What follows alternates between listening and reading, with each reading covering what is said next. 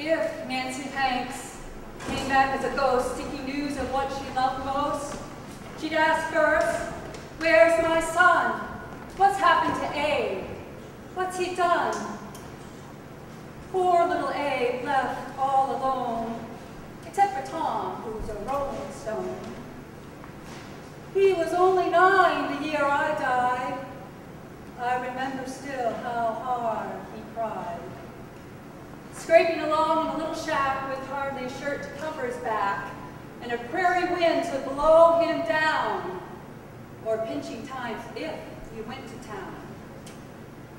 Would you know about my son? Did he grow tall? Did he have fun? Did he learn to read? Did he get to town? Did you know his name? Did he get on?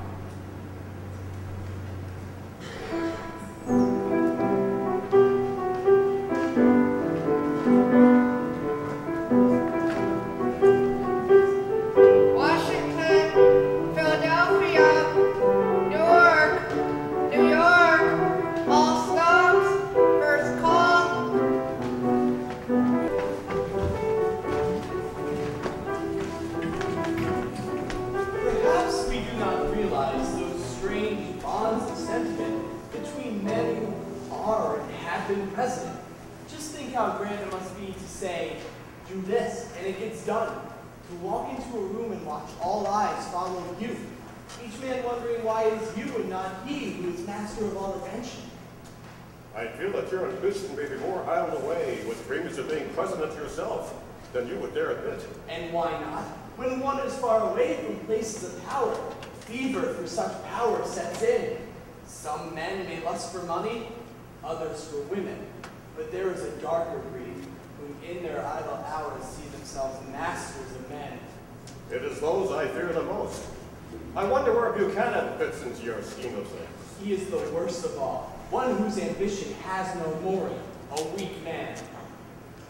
Look, down the track, Senator Alexander Cotesbury Butterworth. I must go. It's too late for me. Ah, Mr. Hay, Mr. Lincoln's fine counselor and gallant aide-de-camp. Why are you here? To check public opinion as it steps off onto the ramp of Union Station.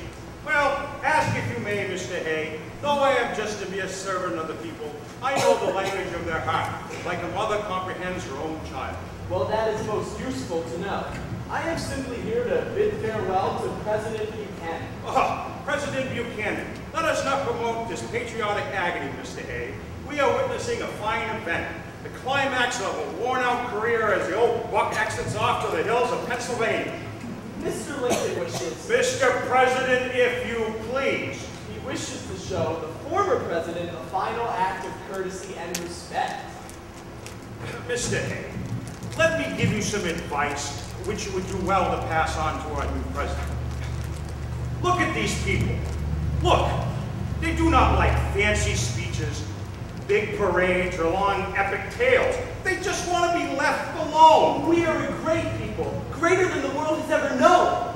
I do not agree with you. You shall soon see. You will see.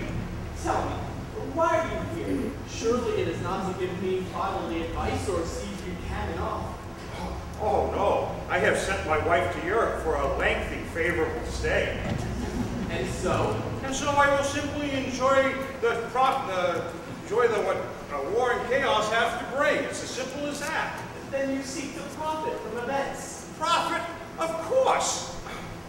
My friend, if you wish to live in illusion, so be it. The Constitution guarantees every man the right to be a fool and still stand free. I agree. I am a true Democrat. And I, sir, am a Republican. So be it. Clowns and fools are brothers. Oh, finally, here comes Buchanan. Ha! We spoke of fools. He heard our call. He deserves more than that. I hope he doesn't get what he truly deserves. Mr. President. Yes. Why, Senator Butterworth, my dear friend, thank you for seeing me off. Mr. President, after 4 dedicated years, the Chief Executive deserves a true measure of respect. Well, I am moved by your words, and I thank you. In all my years in Washington, I have never felt closer or trusted a man as much as I do you. Oh, I am flattered that there be a chance to sit with those called great. I wish it were so. Oh, but it is. Lincoln's aide Hayes here to show his esteem. Oh, it is not necessary, but I am grateful for small favors. Tell Lincoln that I hope his successor is as kind to him as he has been to his weary predecessor. How are things doing these days in Washington? I seem to have lost passion for things. Lincoln appoints his cabinet and prepares for war. Yes, a war I labor to prevent. Where is Genevieve Fraser? At State, William Seward. Oh, Lord have mercy. An intolerant man indeed. And in the Navy, Gideon Wells. Oh, Lord have mercy, a most unsociable sort. At Treasury, Salmon Chase. Oh, Christ have mercy. The nation totters on ruin. And at war, Cameron. Oh, Lord have mercy on this republic. His ambition so much higher than his vision. I see a bad 4 years, gentlemen. I see the opposite. 4 years of greatness and decision. Mr. Hay, please. No, let it be, Senator. Young men are given to visions as old men are to remembrances. Well, tell the president, tell him that I will serve my country in any way that he wishes. Well, goodbye, gentlemen, and my thanks, dear Butterworth.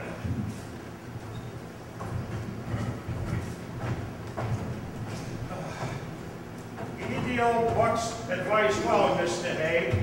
He offers his cracked old body for your war and your marches. A noble gesture. A most decent man. The war needs neither. Good day. Oh, hey, when your climax grows moldy and your ambitions sicken, you may call on me again. It will be a far-off meeting.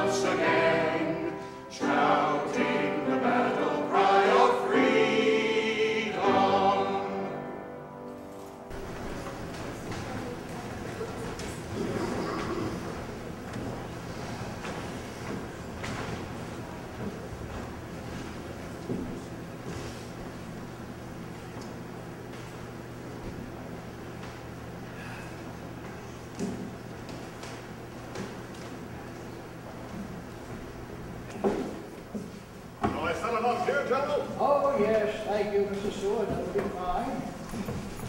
I find it difficult to move lately. Too much time on a horse, I would guess. Well, it's no. I'm afraid it's the advance of old age.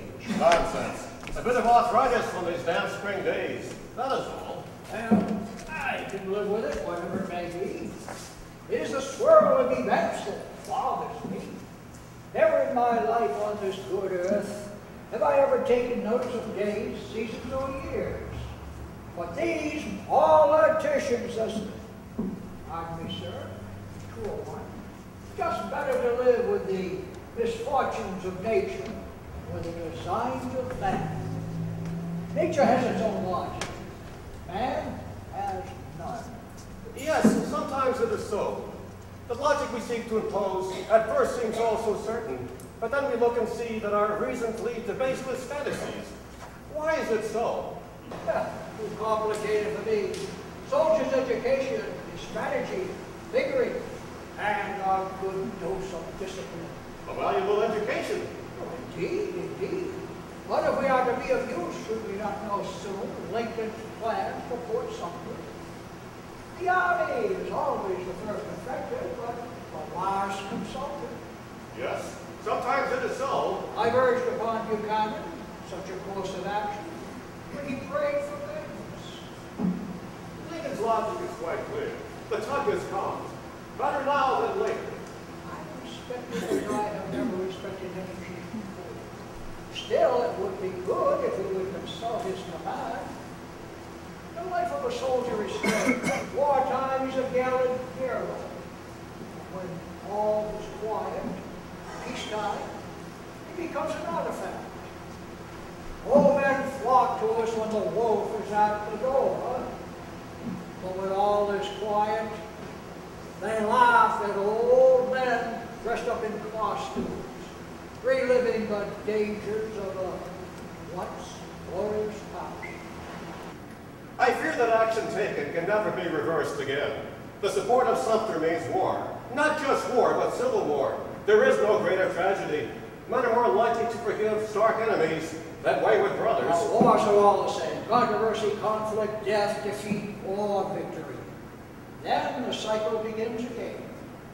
I have only asked for time to weigh plans for peace. It is such delays which have made this situation so.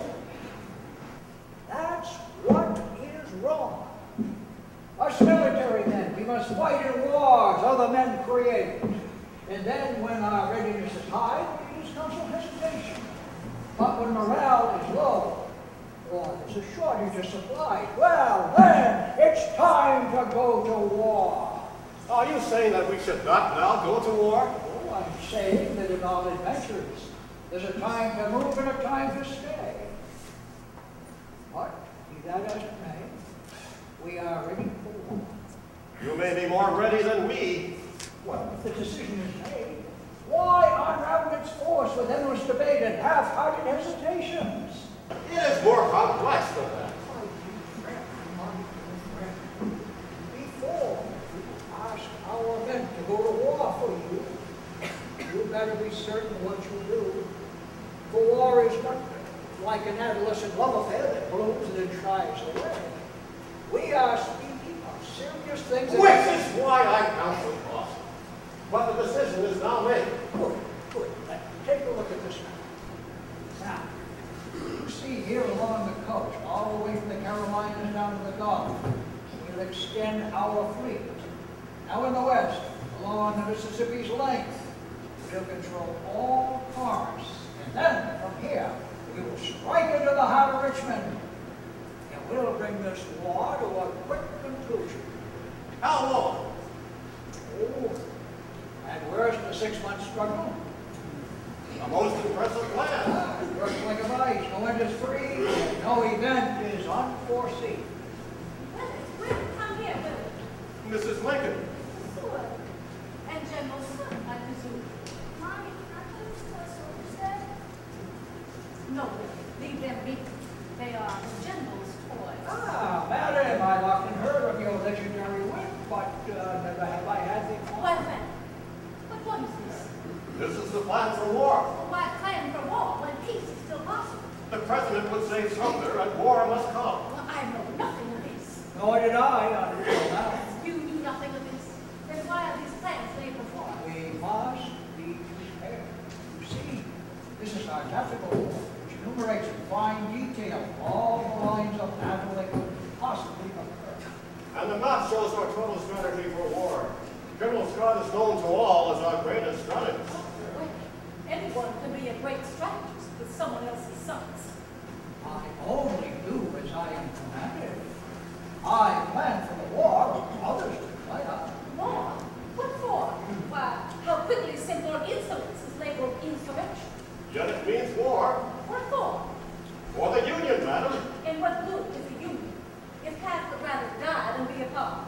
I am not eloquent My enough. son is for eloquence. Come, sing us. I have son. Robert, full grown now. Do you think I've nursed him, comforted him, watched him grow to manhood so he can be a soldier? It is a brilliant profession. Wait. For generals, perhaps. Now, please, I only do as I am commanded. Speak to the president. He is your husband. And then the good senator said to old Buck, in a way, that he deserved more fame than George Washington himself. Butterworth's tongue is quicker than his wit, but his designs are no worse than others of his kind. Father, can I take you to a soldier's fair? All right, no reason why not. I must speak to you. Now, can it wait? Elizabeth, I will not be put off. You see me day and night. Isn't that enough? Abraham, I must speak to you. These gentlemen have but a brief time. Let me speak to them first. All right, but I will not leave. Come, Willie, we'll sit over here until the president commands. Well, it's easier for a corrupt postmaster to see the president than his wife and first lady. Gentlemen, what have we here? The plan for war? Indeed it is. The Breeds are on attack.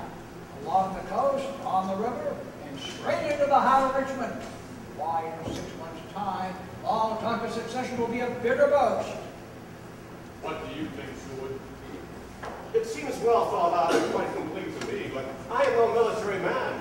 There is much in the movement of armies that I do not know. Yes, I agree. What I do not want, and what we cannot afford, is a long and bloody war. How long will this campaign last? Mr. President, with all due respect, one does not call a battle of such brief duration true campaign. Well, how long then? Oh, the battle will be over and wounds healed in time for Christmas.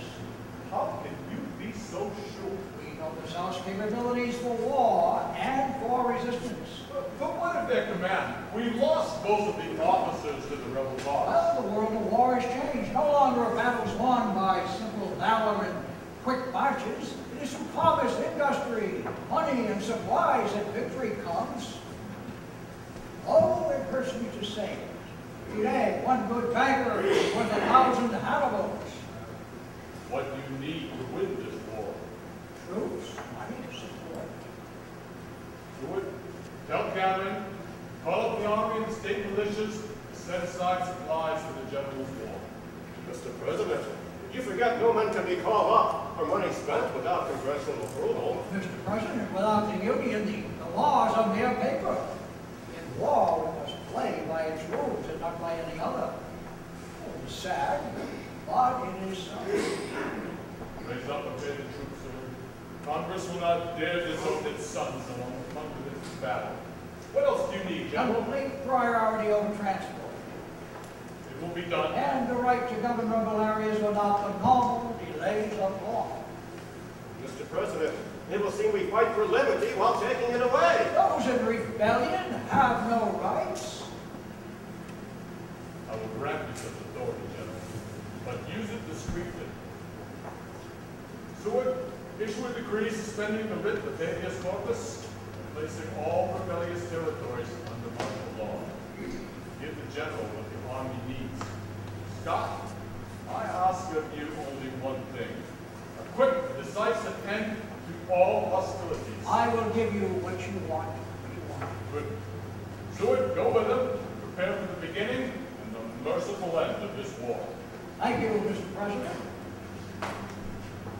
Now, hey, tell me a Butterworth's Have you advice. not forgotten what your constituents? Oh, yes. There. What I have to say is of no matter. You've already decided for war, troops, supplies, money, how quickly it all goes. You know I have thought much of this. Or have you not forgotten who these people are that you would do battle so lightly? They are your own kin. Their blood is our blood. We too are Southerners. I do not go to war against the South, but against those who would destroy the Union. I have sworn a sacred oath to preserve what we have. Can't I do otherwise? Well, can't you sit down and talk? I have already split off Meredith. Either I let them go, or I fight to stop the secession. Do what you will, and may God protect us. I will have no problem. Come, Willie. Mary. Let us go. Please, Mary. Hey, tell me of better words than nice. He spoke of power and ambition. What of them? He can see little benefit from either. Also, he fears but welcomes war. How can he do both? He fears the war for the carnage it will bring, yet welcomes it as proof of man's folly. He is a strange man. When you look at him, his lips smile, but his eyes tell a different tale. He can be charming beyond compare, yet in the inner recesses of his soul, I suspect there plays out a most bizarre plot. He is a weary character consumed by baseless dreams in which he sees himself a hero. Yet he is a melancholy man. How is that? It is his pose. Melancholy is much more than that. It is the disorder of the spirit, the sickness of those who think. It's as if in the core of oneself there is a restlessness that never tires. You know, in the daytime, you can have nightmares, and your dreams at night can bring you beyond the realms of reality. It's not opposed at all. You seem to know much more of this than I had thought. Well, I know melancholy. It's a common malady, or so I've heard. Must one feel it to be great? It is not a part of being great, or wise, or even demented. It's simply a part of oneself that rises up when you least expect. I cannot understand. Not at all. Sir, please. What is it like to be president? Did you ever dream of it? When I was young, instead of pulling up the stumps, I'd stand up on them, and I'd recite the latest speech of my boyhood hero, Henry Clay. Then I'd wait for the non-existent crowd to yell, "Lincoln! Lincoln!" as they must have cried for Clay. Nothing much ever came of it, except I scared away a lot of crows. But what of being president? Did you think of it? Yes, I suppose, but you should remember, I was not always successful as a candidate for public office. In 52, I lost the nomination for the Senate. In 56, I lost the nomination for vice president. And in 58, I lost the election for the Senate. If fate were to be given a pension, the message was rather clear. Abe Lincoln, best to stay at home. But now it is all different. Yes. Now I am president. Was it worth the effort? Do you regret the years? No, but only because I am here. How I do envy you. You are young and far more favored than I ever was. Look, if a country lawyer can be sitting here, imagine where you someday could be. It is in the nature of things that those who start ahead are destined to finish ahead. I hope what you say is true. Enough of this. We reminisce like old ladies. Excuse me, sir. There is a company of Illinois men who wish to see you at the window. They have heard that war is coming soon. How is it soldiers know of war before generals have finished the plans for it? For days, all the papers north and south have written of the war that now must come. Perhaps by predicting it, it helped it come to pass. Will you go and speak to them, or shall I send them away? Dare I send away Illinois men? Well, I understand that you of you have asked to see President Jeff Davis. Well, you have to go to Richmond for that.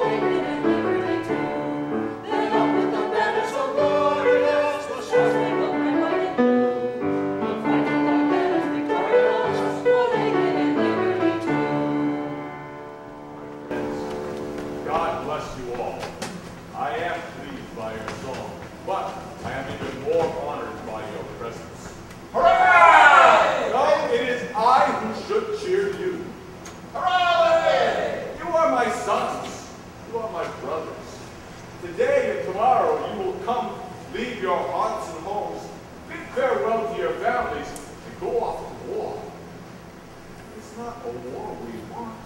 But there are those who would make war rather than continue this union. And there are those who would accept war rather than see it destroyed. In this dark night to come, some of you will face death, and fear it not. Others of you will walk by its shadow, and still more will simply sit by the fire. You, my friends, fortunate. You are called to fight for the Union. Who among you would not stand to defend his home and his sacred honor? None, none I know. How much greater is this cause? Think how easily family ties are severed. How shallowly honor is sometimes bestowed. But here and now you come. Oh, how you come. From the prairies and the farms, from the factories and the schools, to save this precious land. To those of you who go to battle, I offer glory. To those of you who fear to fight, look about you and gather courage. To those of you who might desert and run, may God forgive you. For surely no man here will easily forget. So, I call you, my sons and brothers, to battle. Come, go forth, and on to Richmond. Hooray!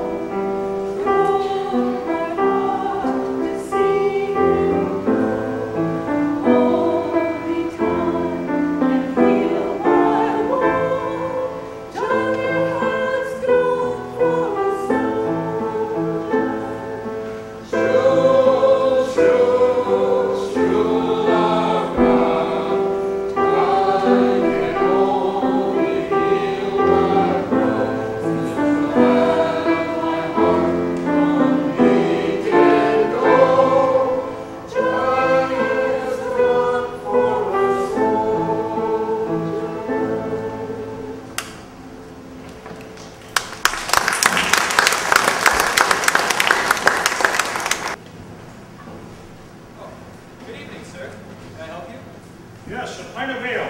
Right away.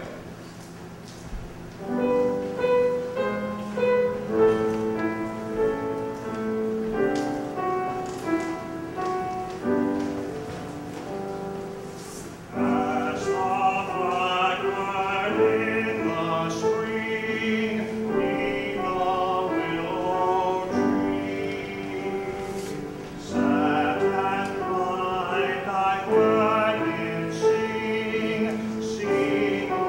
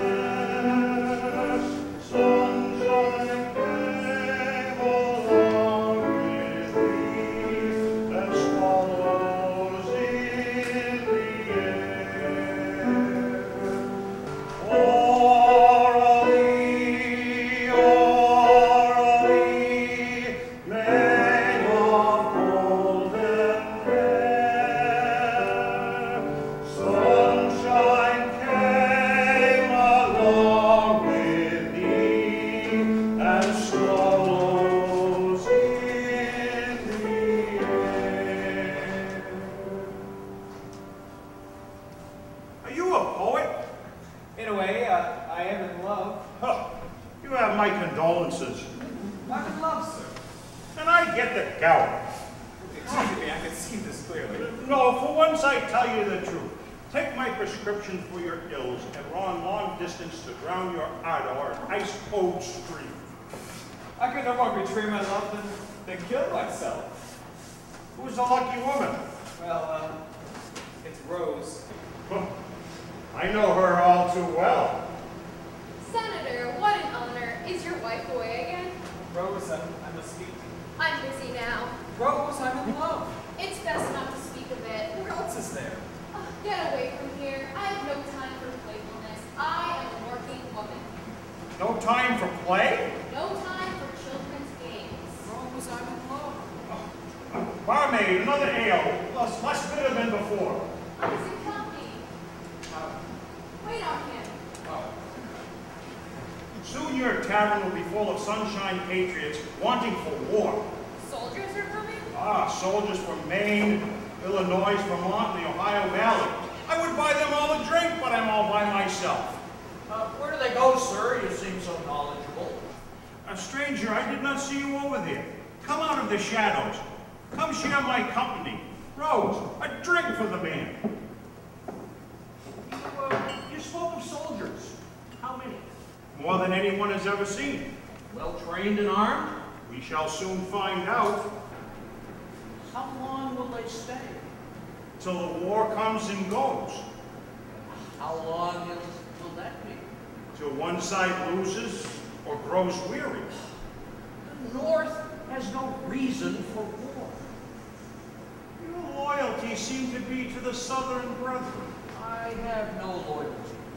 You seem to just a few. I have no loyalties whatsoever. If you did, what would they be? What are your loyalties? To the Union, of course. In one way or the other. Are you a soldier? No, a civil servant. A senator, to be precise. Butterworth, correct? You have me at a disadvantage, sir. Have we met? No, I'm the actor, John Wilkes Booth. Strange. I thought I read you were on tour. That's my brother, Julius. You also have a brother Edmund, too? You are also an actor? The best of Well, I also thought myself an actor, a player of men's parts.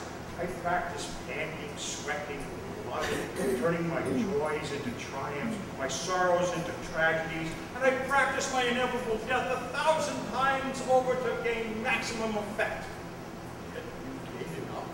Well, I realize that actors play so many roles that they get lost in the mirrored reflection of the days. They have no core, no character, no true impulses, all a steady pose, a climax, a cue.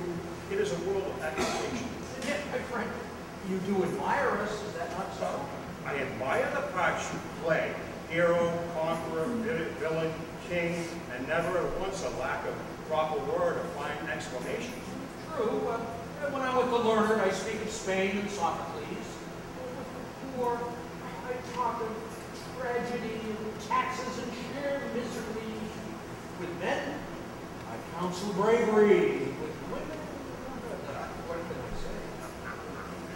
Oh, can you play any part? Ask me. A general. The meridians of battle are drawn, the soldiers fixed and anxious. Encore the horses, muster the men, and we will chew the bastards up. Oh, my God! Right on the mark! Oh. And now, a lovelorn land. My love is like a flaming fire that meets your equal desires and burns on until the brilliant end does come. Oh, so very, very bad, but so very, very good. A moment now, a senator. The peace and liberty of this land are a boon to all free men, so dedicated we are to it now and forever, etc., etc. That's all too good. I know. rebel sympathizer. A secessionist. Surely as good as an actor as you proved you are, can play any part, even one alien to oneself. Yes, it is true.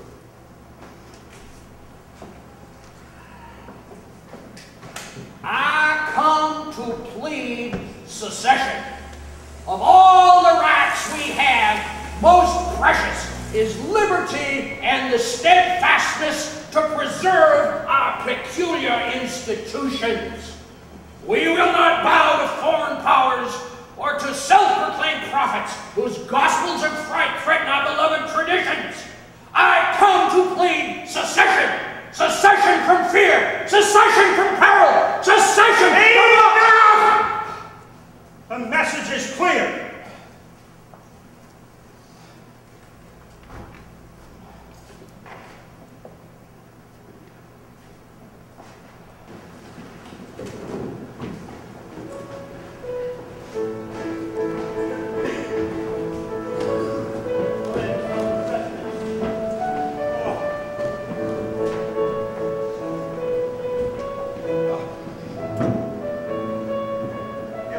Only 20 years, nay, even 10, I would be the best damned comrade to ever march by your side. I bet you would. But as it is, the tides of time are against me once again.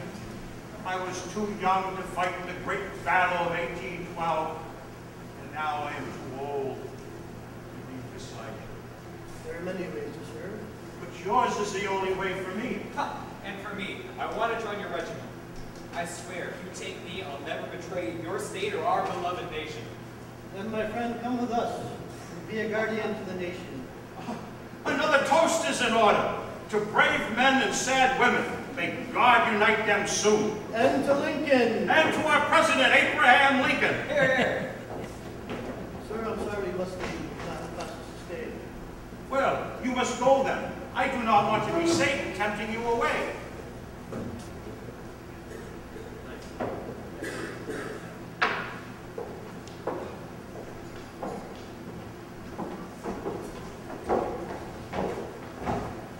Oh, Rose, don't worry. I'll soon be back. And I'm soon all my medals will be yours. Although my glory will seem pretty dim next to, well, the glitter of my love. Be careful. And so it begins, the tale of war and woe. Brave men off into battle, not knowing of its design. But soon it will come like a demon in the night, the terror that one must feel when death knows no age. Rose. Good luck, my boys. I'm glad it's your war, not mine. I drink to war. Butterworth, go. 'Tis a pity.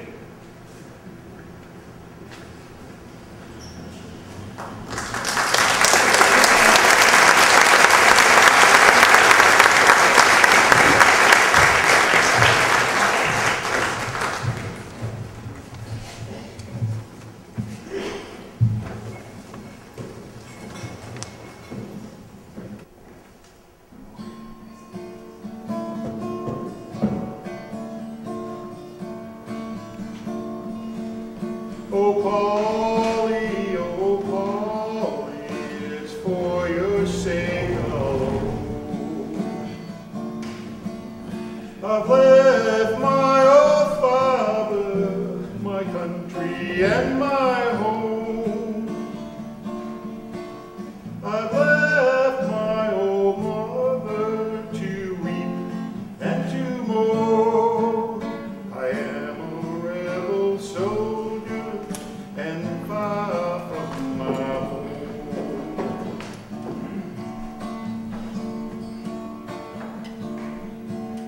It's grape shot and musket and the cannons lumber loud.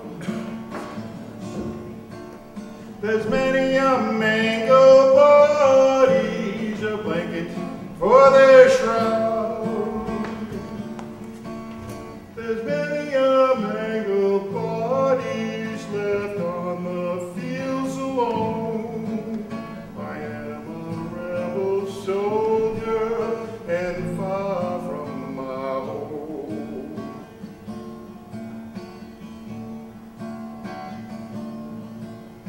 I eat when I am hungry, and I drink when I am dry.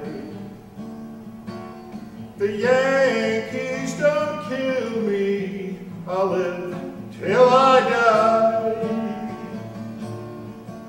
If the Yankees don't kill me and cause me to mourn, I am a rebel soldier and far from my home.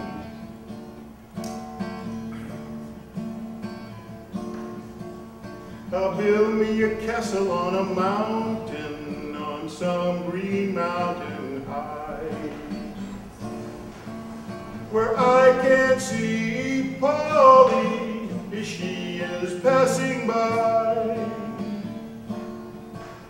where I can see Polly and help her to mourn. I am a rebel soldier and far from my home, and far from my home,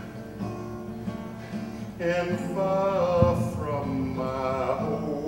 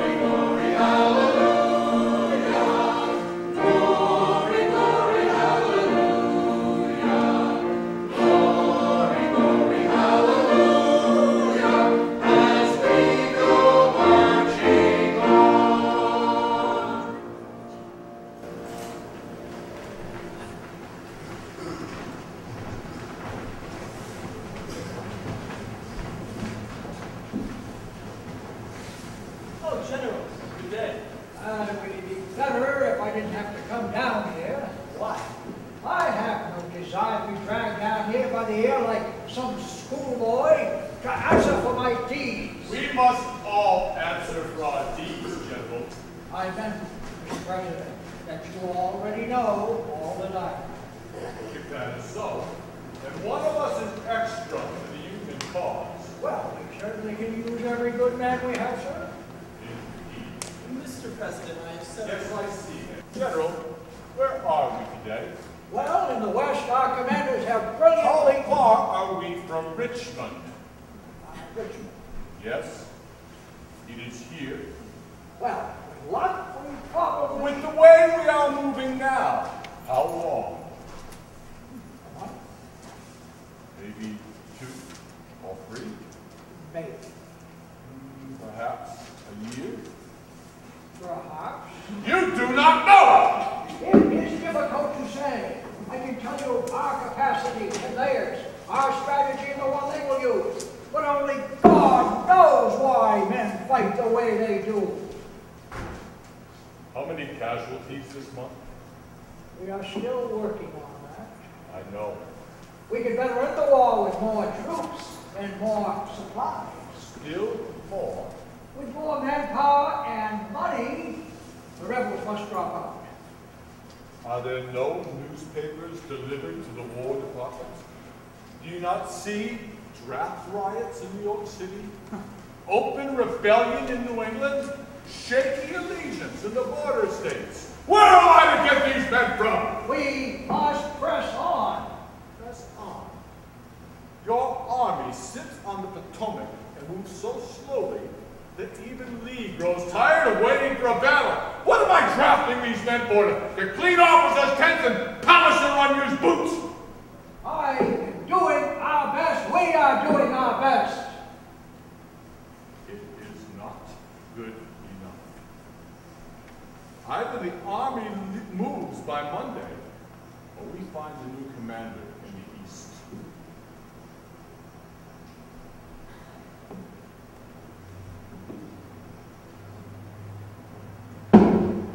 Yes, sir.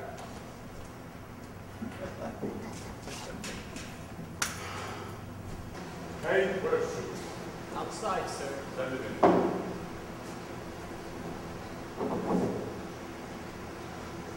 I could not knock one over here. I hope it was heard all the way down to the Potomac River. Mr. President, I must report the bad news first. It is all I have.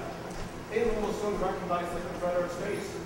And now our merchants in the North throw rampants under the increased taxes and disrupted markets. We need men and money to finish this war. We need one thing more. Our dramatics don't uplift the whole sordid business. There is cause enough in the Union. Cannot England see that? Some of our own do not see it. I know what you want. But this Union embraces more men than Garrison, Emerson, and Thoreau. If I free the slaves, I lose the border states. More and more black men join our ranks to fight. After our success, will they go back and become slaves again? Maybe we can relocate them in South America or Africa? If all the slaves were freed, the South would lose its economic base for war. And England? No English government would support a rebel state if slavery became the issue. Slavery is doomed. Isn't that clear to all? It's only a question of time. Time is what we lack. I must keep the border states in. The slavery issue will have to wait. Give the English our respect, our protest, our condolences, whatever it takes to keep the lion at bay. I'll do the best I can. Has always been good enough for me.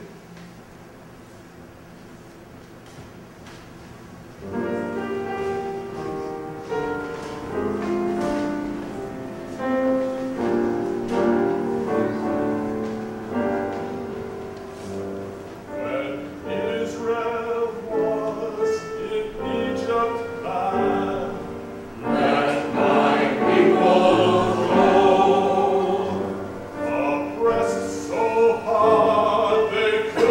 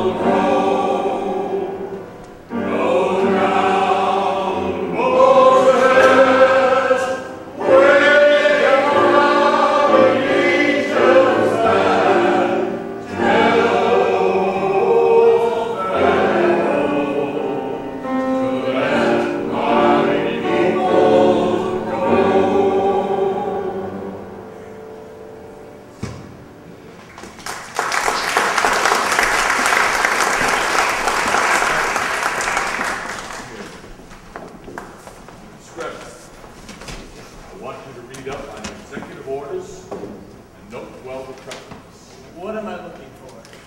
Authority. For what? To free men by edict. Emancipation for the slaves? Yes. See what Washington, Jefferson, even Polk have done by executive order. Give me a complete list as soon as possible. And if I can find none? Then we must look beyond the written rules and appeal to the hearts of men and the circumstances of war. But why did you not tell Seward your intent? He must work as if he could only depend upon his own skill and cunning. Men work harder when impressed with the isolation of their position. They grow hard and strong, capable of things they never dared dream. I have thought much of the slavery issue. I have thought of its flaming fire. It is a crime against God and man. It must be ended forever. I cannot continue to speak of this union as sacred. Let this evil be. Slavery brought us to this war. Now slavery will be crushed by it. Crushed like wheat under a miller's stone. I would like to share with you the pain. You cannot. For better or worse than mine alone. I alone send men off to war, to death. At night, the ghosts visit me in battalions. I count corpses like other men count sheep. That is how I grow drowsy and put myself to sleep. Is there nothing I can do? Pray for a quick end to the war, or to me. I do wish yours was a peaceful presidency. Things go poorly everywhere. Tell me, what have you learned of Ben Helm? Helm? Mary's brother-in-law, the Confederate captain. I did hear of him, sir. And? He was a casualty at Chickamauga. He wasn't hurt badly, I hope. He is dead, Mr. President. Oh, so many good men. Oh. Mrs. Lincoln is in Lily's room. She will be in agony. She cared for him so. He's best send her in here. Yes, sir.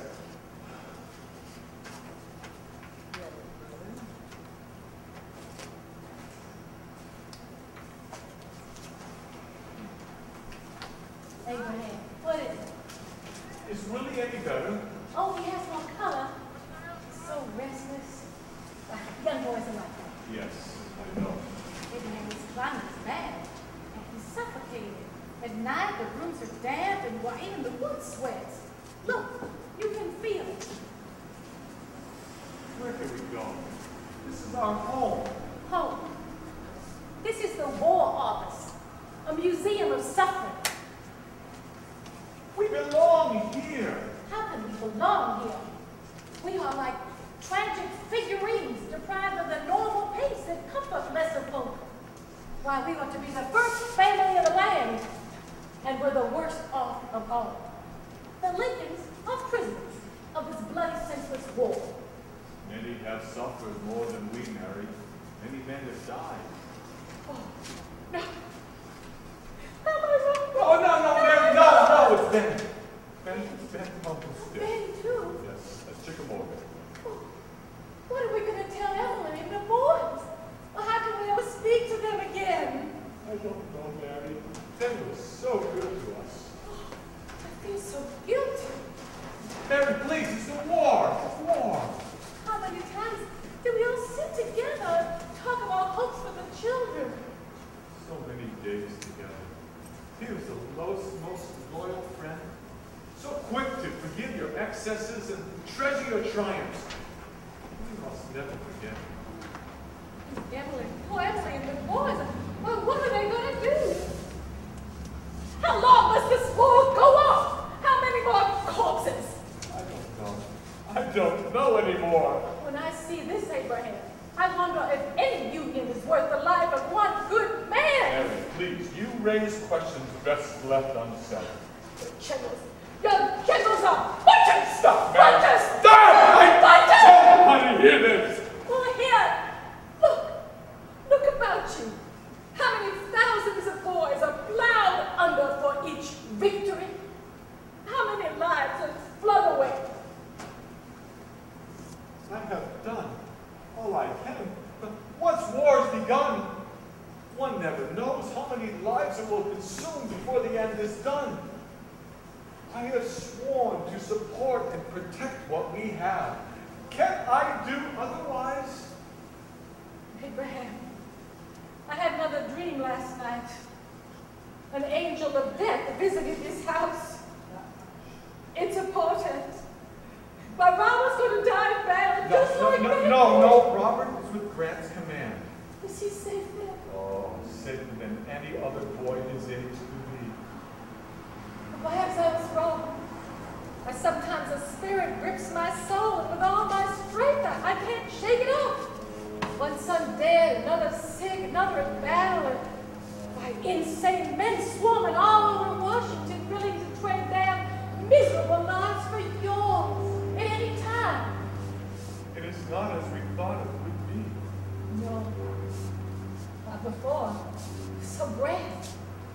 The balls, the meetings, or the torchlight parades. Now, all we have is war. The widows, the ladies are widows. And their escorts, no more. It has changed so quickly, yet I cannot remember when it was otherwise. Mary, please don't go. I grow so lonely. And I grow weary of the night. Oh, Abraham, hold me close. Let us preserve a peace. No war that dare destroy. We must. What else can we do? I want to spend the evening by Lily's side.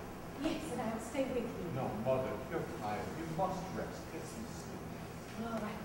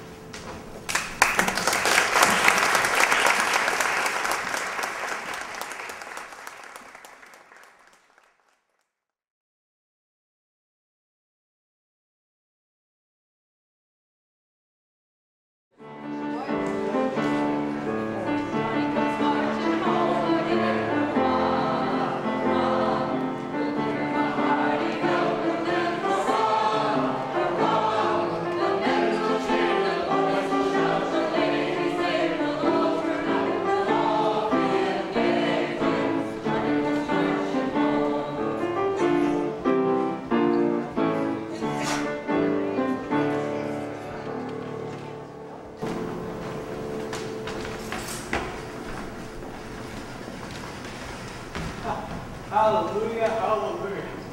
Here I am. Here at home to stay. Huh. Is it different? Yet the same. Now, shall I tell them all?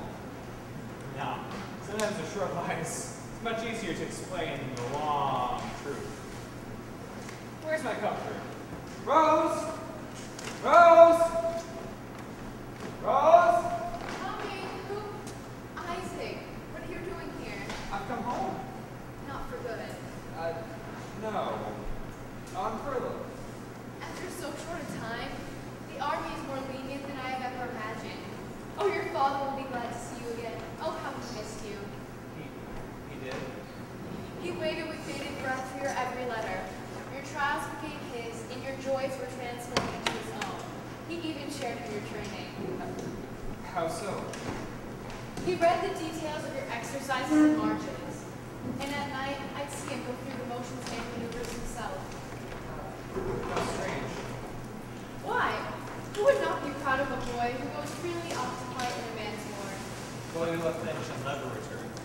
Nonsense. You stand before me safe and strong. Wait, are you proud of me as well? Yes, yes I am. I'm sorry.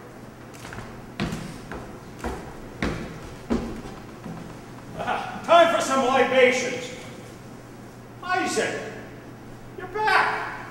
Oh, hello, my dear Rose. Who's dear? Oh, dear? Oh, we politicians call all our ladies dear and our men sir. What foolishness. Such is the ways of democracy, my boy. Wait. How are you here? On furlough. That's strange. I read yesterday that your regiment was in battle. Proves no man's indispensable. Oh, the secret to every army is to make every man replaceable, yet none leave. Well, exceptions make the rule. You may not be the exception, my boy. What? Boy, you've done cut and run. No, Nope. that's not so. Don't lie. No. No, what? Tell the truth. No, damn it, I say no. Oh, Isaac, you didn't. Your father will be so hurt. Well, you needn't tell. So you did desert. No, yes. But I volunteered to go. I choose when to leave. Oh, boy, they'll want your hide. And my soul would have either. Never. Easy, boy, easy. Well, will you turn me in?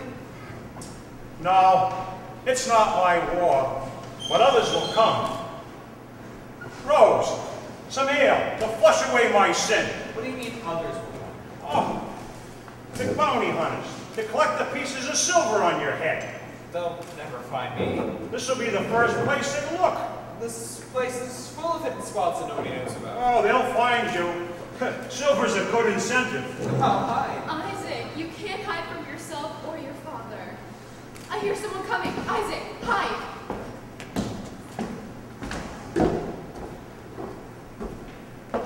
Ah, friend Boo, welcome once again. Where have you been so long? On tour. I left to see how other men play the familiar parts. Oh, surely there is much to be learned from your two brothers. My brothers have nothing to teach me about life or acting. No, I seek to play different roles. Well, there are so many now. Hamlet, Lear, the Truth, Agamemnon, Macbeth, and the greatest of all, Oedipus. I drink to Oedipus. Those parts creep with age. How often can an actor play dead Danes and ancient Greeks?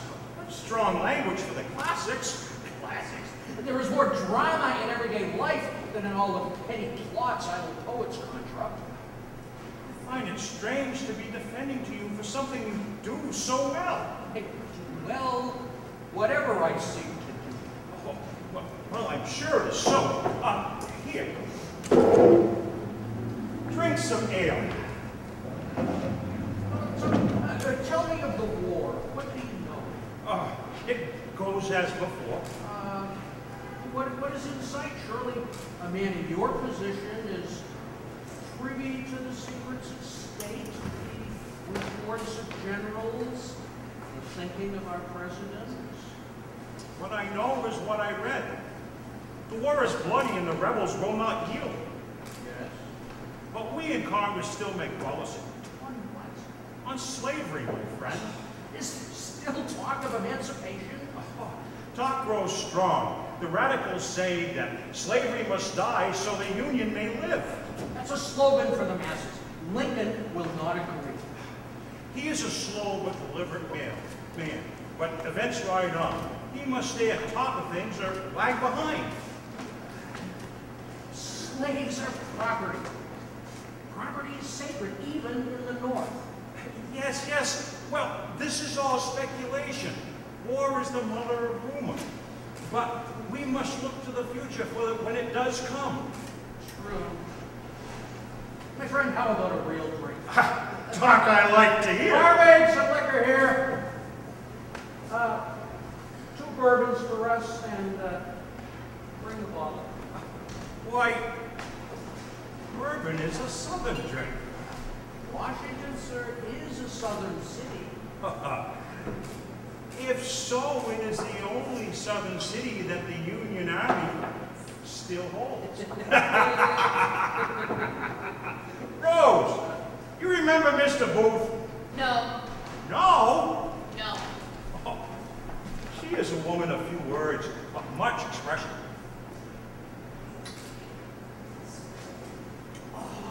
Good, good.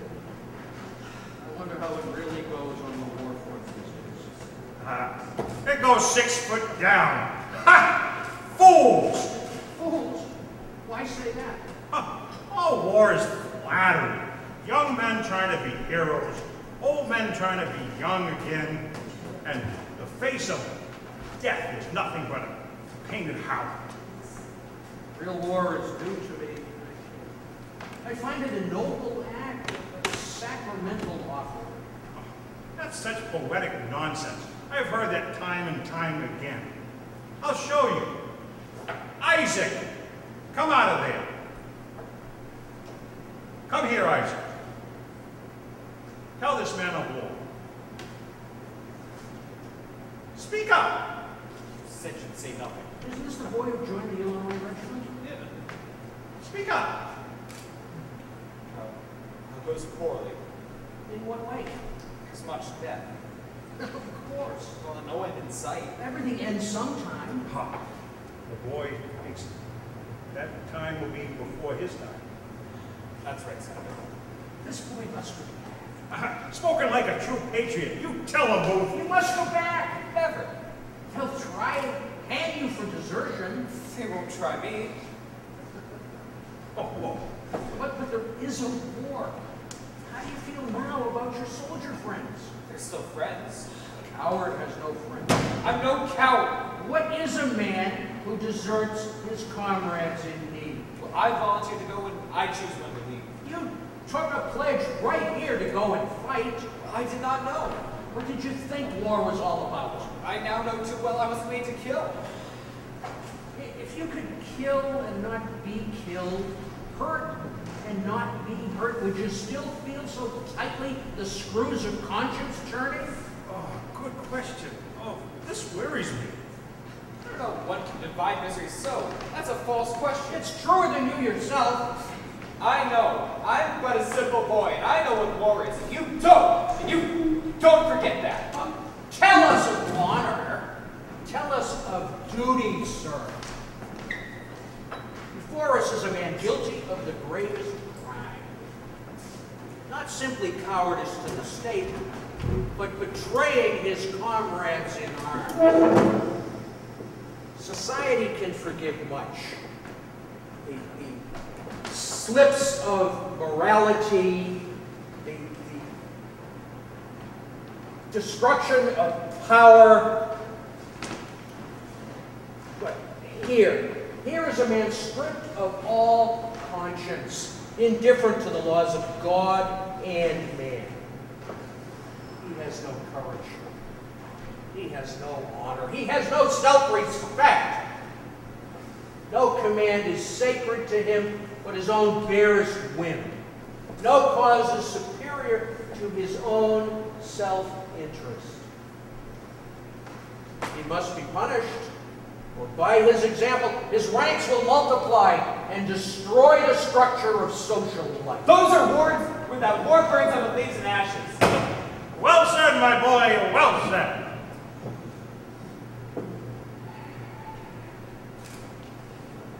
You are a simple man with only simple dreams. Convicted by your own words. The defense rests at the feet of this lusty woman. It's not that I don't want to go. I want to live. Perhaps what you say is right, that I do not wish to die. But I have now lived my full life yet. What glory is there if I die in a muddy trench and grave today? And who will know that I ever lived if I die at this moment? No, that's not for me. I wish to become bored by these earthly delights, grow weary of women's caresses, and end my splendid life sharing the secrets of the old. Guilty. Oh, Isaac, you must go. It is the only honorable thing to do. I can't go back, don't you see? Men will never respect you. I don't care for those kind of things. But you will not respect yourself. I know what I need. Now I need my life, your love. My love, I must have a man I can respect. If I go to war, in return we can be together. Forever. Now go on. I hope it ends all right. Hey, Rose, you seduced a soldier for President Lincoln. On behalf of the Union, I salute you. Shut up, you drunk. Shut up. Hey, Booth, how about another drink? No, I must return to the room. Say what? Goodbye, here. Finish my bottle. Oh. Friend Booth knows the curative power of drink. How it drives out the cold and dulls the savage mind.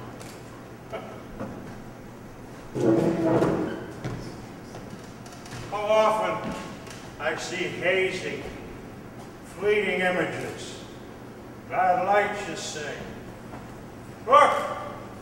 Look on the walls, the shadow that is there. That is our friend Death, who is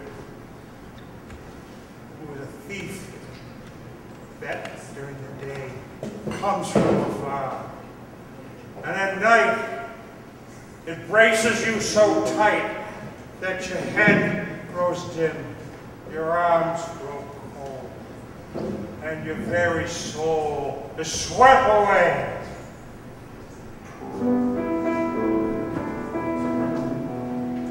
Where are your legs that used to run, Haru?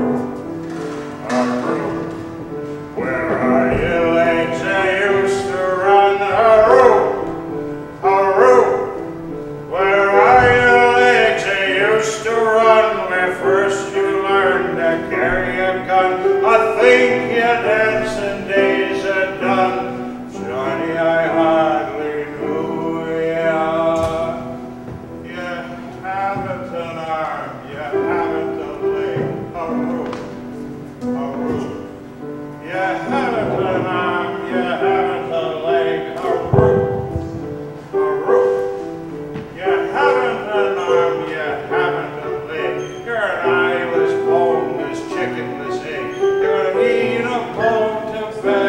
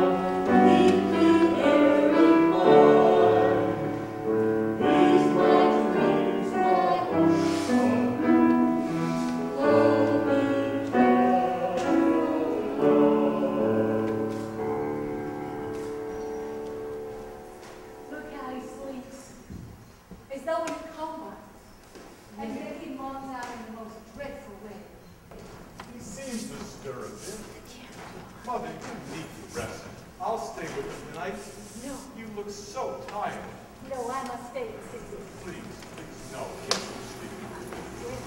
Yes, but here, take this shawl.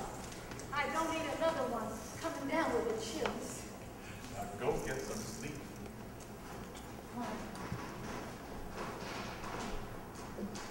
Children look so peaceful when they rest. They wear away the day, lay down as petty annoyances. Oh, they look so pale, like Betty did. Oh, Willie. Oh, Willie. Father, is that you? I didn't mean to wake you. Go back to sleep. Please, come and talk to me. How do you feel, Sissy? I hurt all over. Where's Mother? She's gone to rest for a while. You do well to sleep, too. No, I can't. Can you bring my toy soldiers over here? Oh, it's late, son. Perhaps another day. Please, they're over there. Line them up on the table. No, in ranks, facing each other. The drummer boy's over there. There. How's that? Good. Now, try to get some sleep. I'm afraid to sleep. Afraid of what? Afraid I won't wake up again. Don't say that. Father, what is death like? Don't worry about such things. Please, tell me. I don't know. But what do others say? I don't know. Some say it is a lingering sleep. But others, like Mother, they say it is an awakening from this earthly dream. And what do you believe? I don't know. Do you think it is a sleep? No. I side with Mother. It is better her way. Yes, it is. Now, questions like this are for old men, not young boys. When you lay down your head, you know tomorrow will be better than the day before. Can you turn that light off? It hurts my eyes. Of course. Better? Yes. Where's Mother? She's resting. You need to get some sleep, too. I hurt so. Let me prop up your pillows. Oh no, it's better if I lay flat. It's okay. Just rest.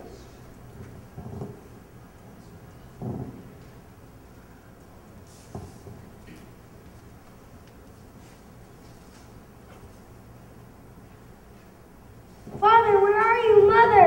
Here, what is it, Willie? I felt myself falling and I couldn't stop. I'm right here. Hold me, I'm so scared. Willie, you're so tired. Well, your body wants to sleep, but your mind won't let it. I feel a little better now. Oh, that's good.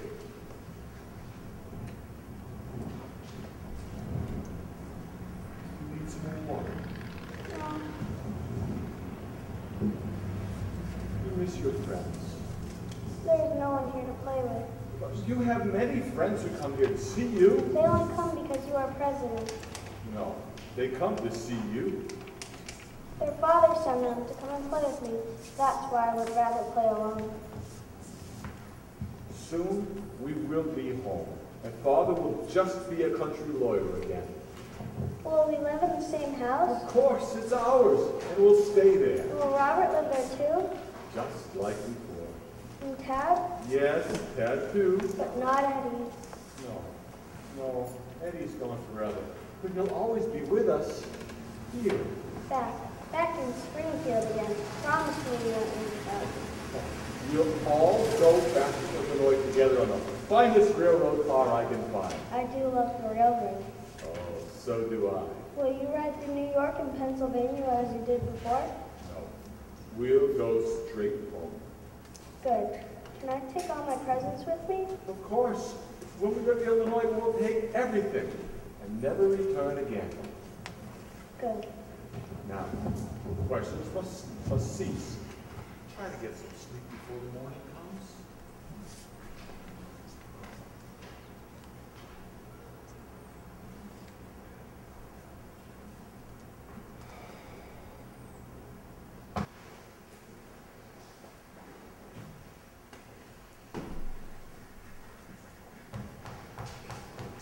I'm sorry to bother you, but I was asleep. very sick. My boy, my poor boy. Have you told Mrs. Lincoln the extent of his condition? No, I haven't. She has suffered enough. Much too much. Oh, let me put some light on that paper. I'm sorry, but things go poorly in the east. The rebels plan a series of attacks which, when done, will sever our supply lines and isolate our troops. I have generals for this. They want to force the battle. Only in this way can they surprise the rebels. And then what? Surprise is only an initial military advantage. Then what will they do in the midst of battle and on into the night? They want to foil the enemy's plan. This is war. I am throwing men to their death for this some plan. There is no turning away. Our armies must counter with a bold and dangerous strike. If it is so cut and dry, why am I being asked to be the army's quartermaster? The generals want your approval. For their plan? Yes. And for the results, too. Either way. Tell me, John, they want assurances from me, after this is done, of more men. Yes, sir.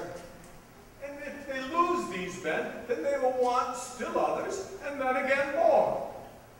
In all of this, I am to be their agent.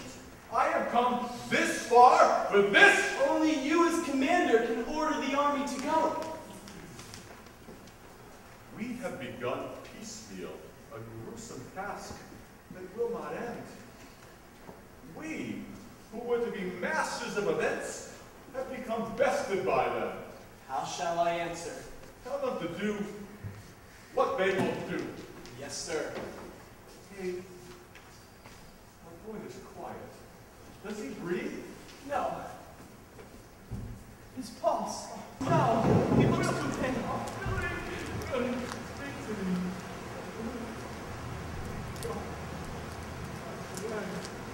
Mr. President, he is dead. I had better call the doctor. All the injustices placed upon man by God, nothing is worse than the loss of the throne.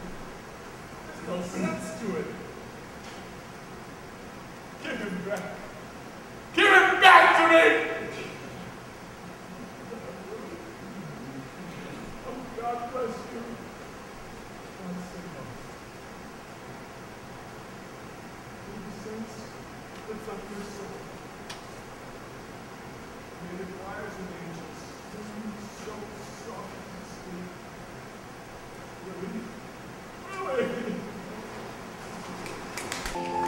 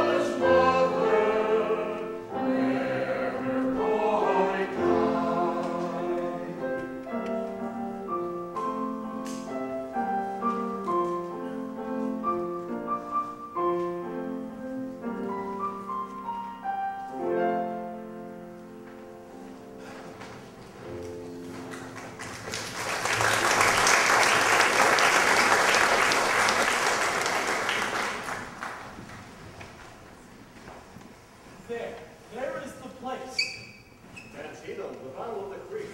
What a small spot for such a bloody war. How many lost?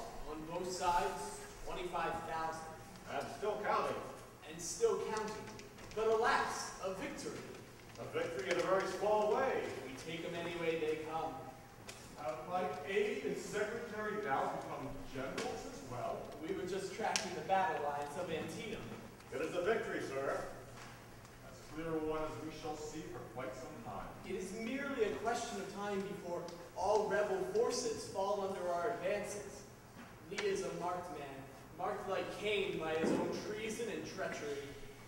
We are marked by this war, seared so deep by it. It will soon be over. Antietam is the beginning of the end. Men cannot forget the bravery there. For us, it will be all success. This battle should be marked. It will be. The war for the Union will go on. But above it and beyond it, we must name this chaos by a nobler name, and by our words, raise the very soul of our beloved land. Time has come. It could not come sooner. It must not be later. I will say before all men that I have sworn before God. The institution of slavery is done with. It is no more. My research is incomplete. I do not know how you can do what you want to do. Once men are freed, they cannot be enslaved again. There is no law for this. There is a law above the statutes. Above the petty vices of men, there reigns a voice that echoes the way of God. We must appeal to him and to the crush of war and the balance of all this. This seems petty by comparison. There is at best only a skeleton of a law for this. Then we must take the bones and put some flesh on it. I am overwhelmed. It is all too soon. Perhaps we should calculate its effects. Gentlemen, this must be like the war itself, an act of faith. There comes a time when one must jump into the heart of the river, knowing it will never be there again. This is a revolution. Are we not the children of the revolution? What we do now is greater than has ever been done. The white man's war has become, by sway of necessity, the greatest crusade. My God, what will happen? We will get on as we always have. I believe that we are a chosen people, living in a blessed, promised land. This bloodthirsty war has sucked away our dreams. No more! Hey, prepare the documents. What shall we do? We will do as he says. What will Congress say? The generals, the army, the people. How do we explain it all? Say, Father Abraham has moved, and the Union must move with him. Good God, what is happening?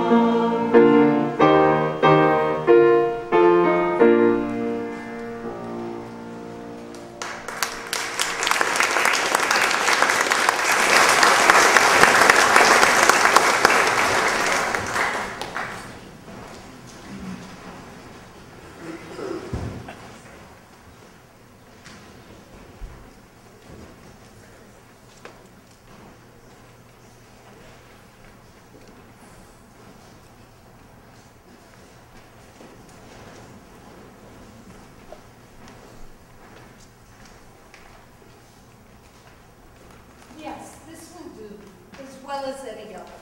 If the room isn't perfect in every detail, well, we'll find another.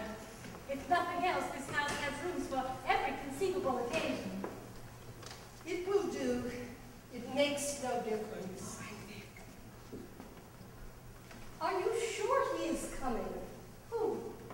The president, my dear. Oh, yes, of course. He knows how much this means to me. And to him? Oh, yes, of course, to him too. Why, he loved Willie so. Tonight we shall see that he is here, but in a different way. Oh, I'll be forever in your debt. We are a beleaguered but powerful family. The president and I will give you what you wish. My only wish is to clear away a mother's gloom. Oh, may God bless you. May he bless you dearly. Are you sure he is coming? Why, yes, of course. Lincoln, oh, is that you in the hall? I'm sorry I'm late. Business. Oh, Abraham, this is Mrs. Laurie. Mrs. Laurie, this is my husband, the president, Abraham Lincoln. I am honored, sir. Mother tells me you have a gift that is rare. I am a medium of the spirit world. How did it come to you? Life happens without explanation or cause. True. It is best to simply play one's part well. Tell me, do you really believe we can somehow reach our son Willie from beyond the grave? I do indeed. Oh, praise God. Mother, don't raise your hopes. Perhaps it is best to begin. Yes. Please sit here around the table. Just as I've heard it is done. Hold hands, please.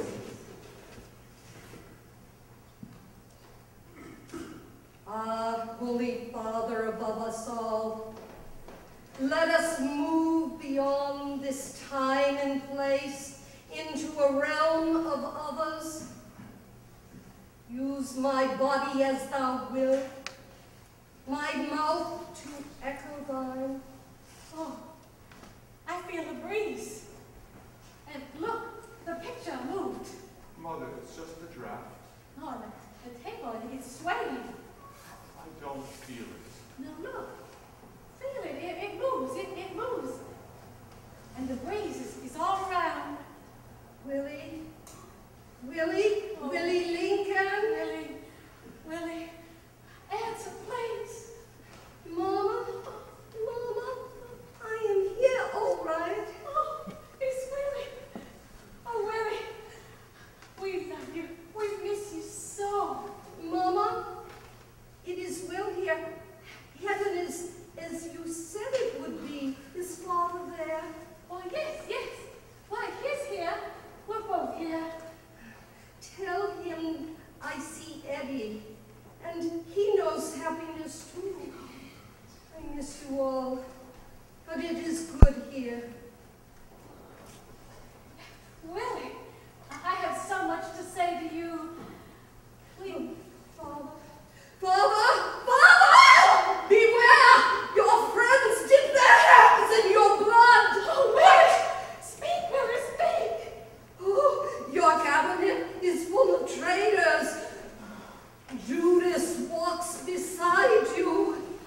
Beware of them all. Abraham, listen to him. What he says must be true. It's the voice beyond the grave. Mother, please. Beware, Father. They will let you know no victory.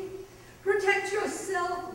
Trust only Mother and her true friends.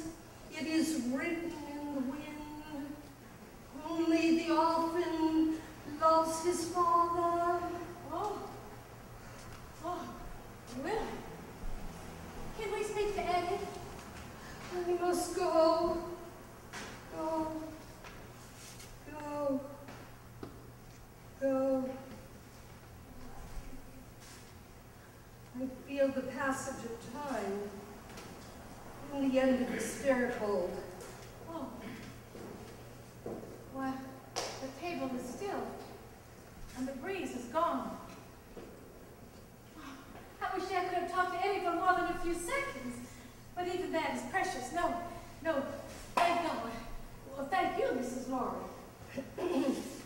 nothing to do with it. It is through you that all this has been done. You are a very talented woman, most rare indeed. My only value to you is as a conduit to others. Why, yes, and you're our true friend. You must stay with us and be our trusted confidant. Mr. President, if I could be of help to you. Perhaps Mrs. Lincoln needs you more. But if what your son says is so, you are in need of help. I have valets, secretaries, generals. My help overwhelms my needs. But what you need most is a friend, a true confidant. I am not a wise man, but I have known for some time that friendship is a gift too rare to last beyond the summer's time. That is only true when ambition plays its role. There are sometimes friends, and there are those to whom adversity is a testing time. Yes, and you are our true friend, Mrs. Lowry. Why, I know it, Willie knows it, and Abraham knows it. Why, your tongue is Willie's tongue. Your speech sounds out his words. Thank you, Mary, my dear. I am at your service. But now I must go. Mr. President, I am at your call. Thank you, Mrs. Lowry. Hey, will you please see Mrs. Lowry safely home? I have arranged an escort. Oh, yes, very good. Well then, come there, Mrs. Lowry. Mr. President, I will pray for you. Bless you. Godspeed. What was that about? A quick seance. That woman is a fake. Why? She is known to me. Have others told you this, or have you discerned it yourself? Both. She peddles comfort for the bereaved. Well, perhaps we need more of her wares than even she can sell. She is a fake, a fraud. What? Because she believes in a world more noble than this base and corrupted one? No, she plays the seer. Her convictions are conveniences of the moment. Perhaps. She is resourceful, but Mary needs something more than the silence that comes to me. Some people can grasp hope. Mary needs to reach out with her hand and grab it hard. Surely you doubt. You're right. It is rather convenient of her, isn't it? You know what she said? She said that Willie was in heaven and Eddie was there with him. Yes. And that I must beware. My friends conspire. I have told you that. You need no seance, palmistry, or tea leaves to conjure up treachery in this time. You're right.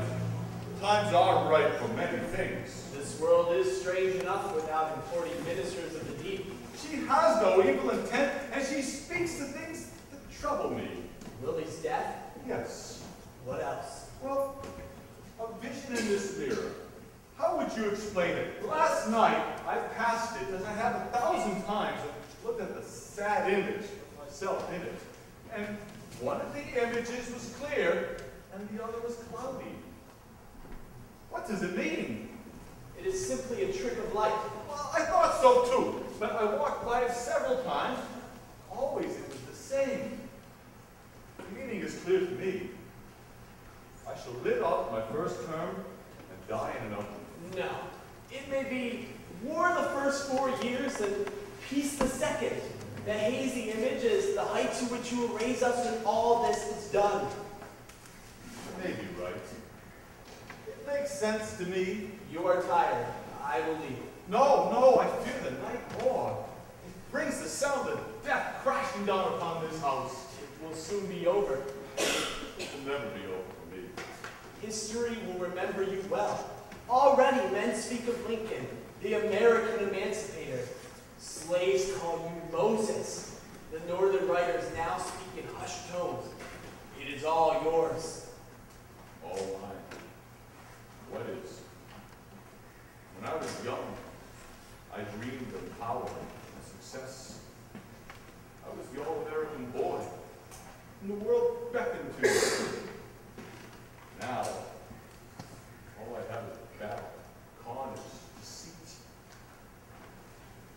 sit atop a war machine that plows under endless suns without the slightest care. I dreamed of power and glory. All I have are blood, ashes.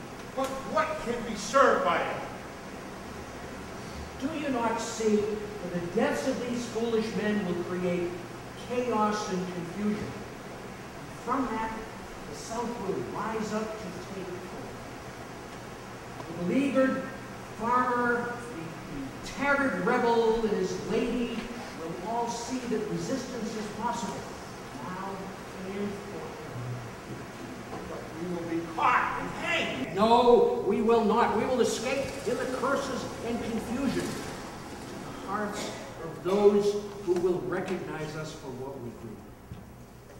But what if they kill? The what? The killing, the murders. Is it wrong? To kill senselessly, perhaps, but we are tools of God's great design. This is war. In times as these, savagery receives applause for what people do. And it is right, is it not? How can it be? Do not the clergy of all faiths pray to God for victory for their side? Yes, indeed they do. Well, then war must be a religious experience, or these men are all cloaked hypocrites. Yes, you are right. How then must we arrange these tasks? Again, a simple exercise. You will take care of Seward. The fool nearly ended his life in a carriage a few weeks ago anyway. You will finish Fortune's oversight. Then, Johnson's room must be stormed. There you will find him in his usual drunken stupor and in his absurd life. And what of the president? I will take care of Lincoln. And it will be on the stage of Ford's Theater. How? He comes on Friday night to pay farewell to Miss Keene's Our American Cousin. As he laughs at the silly little puns, I will kill him. But you'll never leave alive. Besides, that's Good Friday. The president is said to be a religious man. Oh, he will come, he will come. His religion is ambition, and he must flaunt his successes before God and man. I will kill him for this great sacrifice. Hush. Others will hear. He thought he would destroy his own race. Now he will know. No man earns a crown without wearing a cross. We will see to that. Still, I fear that we will never live to see the events mothered by our deeds. We will. No one will mourn that Negro-loving town. By tomorrow, all that we have done will be engraved in blood. Oh my God. How I hope you are right. Don't think. Do. You just go. Go ahead and tell the others. Our time has come. I must leave. Nothing must go wrong. Ah, friend Boo. Where have you been? I have missed you. Oh, I don't have time now. Surely you have time for some pleasantries. No, I'm a very busy man. Too many tomorrows make misspent yesterday. Stay. I will tell you what I know. Of the war? It goes well. The rebels have crumbled throughout the South. In days, the war will be over. Oh, surely there is still resistance in the hills and mountain areas, true? No, that has not come. Lee has told his soldiers that the war is over. Spring planting will start soon, and they have listened. Oh, even with some horses, it's impossible to do the planting without our slaves. But there are no slaves. They are all free, just like you or I. These savages are slaves. No more, my friend, no more. This is a white man's land. What was that is now even more. Lincoln is the greatest revolutionary of all time. By his patience and pen, he has freed more souls since the time of Moses. Now, that tyrant is no good at all. Father Abraham has pulled it off. He has kept the Union, he has freed the slaves, and Lincoln has more friends than his successors. And you surely are one. I have supported Abe since the vicious attack on Fort Sumter more than 1,000 years ago. Oh. How quickly it has all come to pass. I did not think it would be so quick. What has become of us? We are purified by the basis of it all. Burnt up by convictions, devoured by ideals, and my conscience, just as I foresaw it. Lincoln has molded filth. And my son is made man. So be it. For making a new task is always a seamy thing to do. He has destroyed us all. Let's not take this too seriously, my friend. You are a fool. You're a damn fool. This is the end of our world. He must be stopped. He must, we the masters will become the slaves. But there's no masters or any slaves anymore. As long as humans live, some will rule and others will serve. Here we had it nature's way. Now they will transcend us. My friend, you must think in new terms. You have no choice. Even a wise wise man can make a good and decent living. Believe me. I believe in only one thing, that tomorrow will bring forth strange events, and we will awaken from them like from a night's bad dream. No, my friend, no. Stop calling me your friend, you pompous ass! Oh, wait, let's have a drink. Rose, where is that damn barmaid? Rose, where are you? Damn it! What are you doing here, both of you? Well, we've come to drink and... You shut your foul mouth, drunk. Can't you read? Look, this place is closed. Well, it's only morning. The boy is dead. The boy is killed. Don't you remember? Isaac. Doesn't sound familiar. Do you recall him, Booth? Christ, Butterworth, I meet 100 boys a week. You bastards get out or I'll shoot your fool heads off. Fine treatment for a good customer and guest. Get out! Get out! Oh, fine. Remember this, my friend, Booth, how contempt, familiarity rules contempt. You too, you excuse for an actor. You'll never be the actor your brother was. Tomorrow, I'll be remembered more than he ever was. When you leave, leave quietly.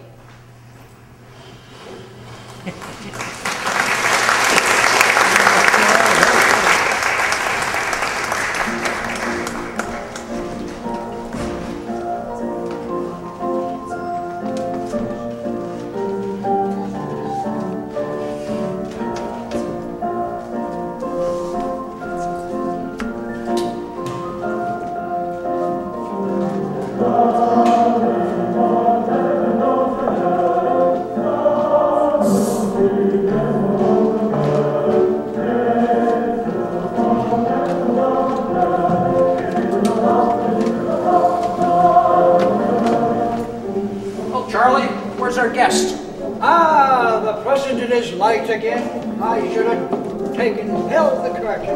No, the show is everything. Time, March, time waits for no man. Yes, but he still is our president. Indeed. By the way, how is your good cousin? Fine.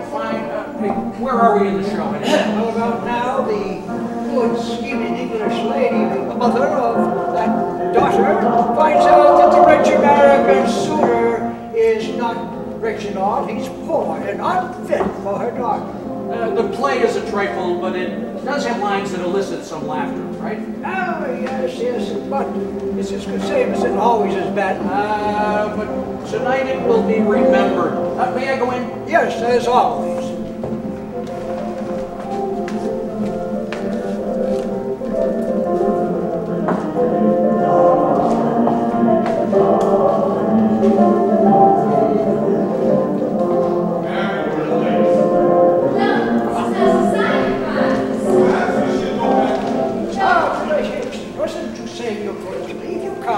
All these people have been waiting here for you all night.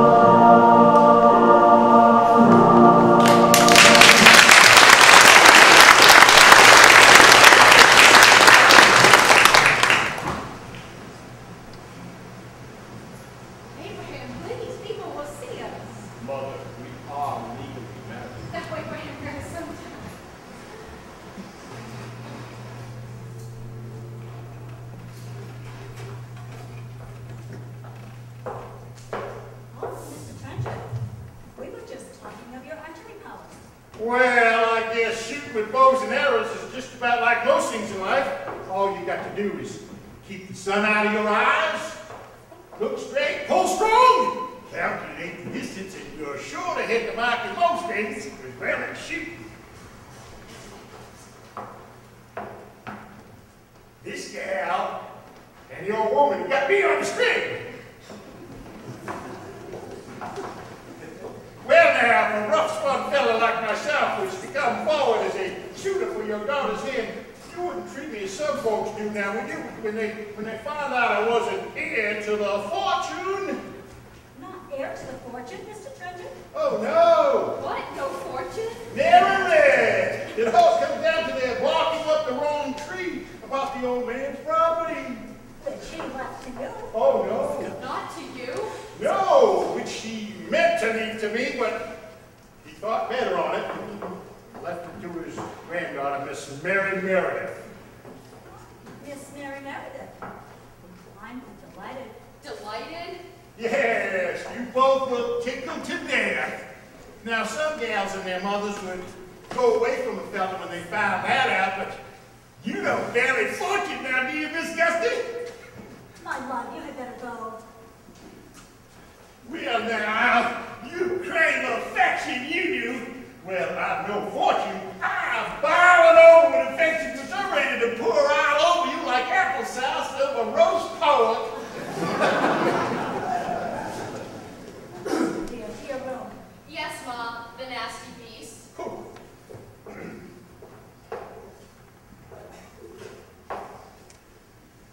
Mr. Trenton. Yeah? I am aware that you do not know the manners of good society, and that alone will excuse the impertinence of which you have been guilty. Well, don't know the manners of a good society, eh? Well, I guess I know enough to turn you inside out, old gal. You soft-dollar-sizing old man trap.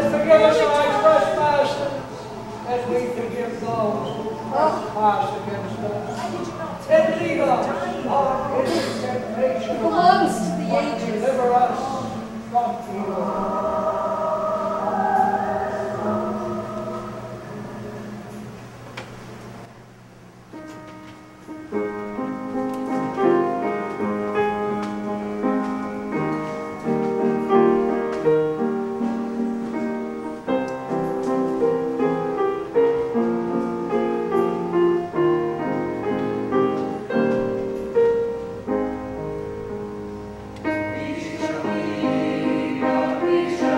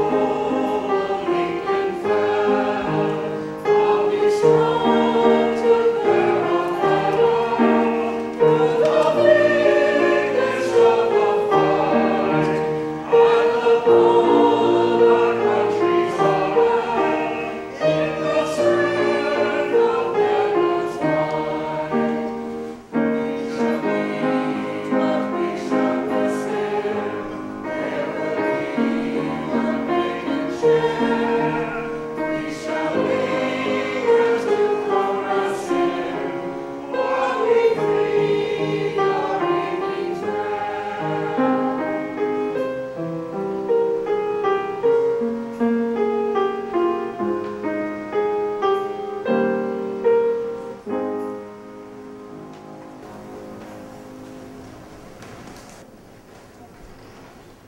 empty it all seems. We come from darkness and then melt back again. Yet how vain we are. This theater is a tomb.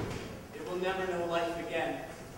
But there is a great people, a people wise enough to prosper from adversity, a people who will know that from sorrow comes strength. May God bless this good man, and may all know the rare soul that he possesses. And may God bless this land and keep this nation in his provident care.